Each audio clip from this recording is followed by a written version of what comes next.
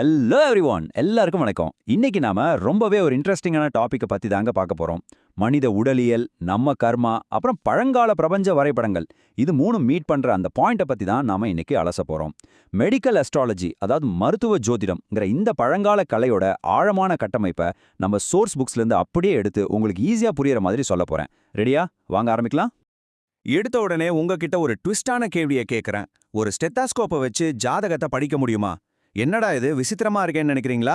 ஆமாங்க, modern medical டூல்ஸை வச்சு நோயை கண்டுபிடிக்கிறதுக்கும் நம்ம பழங்கால ஜோதிட முறையில கிரகங்களை வச்சு நோயை கணிக்கிறதுக்கும் நடுவில் இருக்கிற ஒரு சுவாரஸ்யமான முரண்பாட்டை தான் இன்னைக்கு நாம டீகோட் பண்ண போறோம்.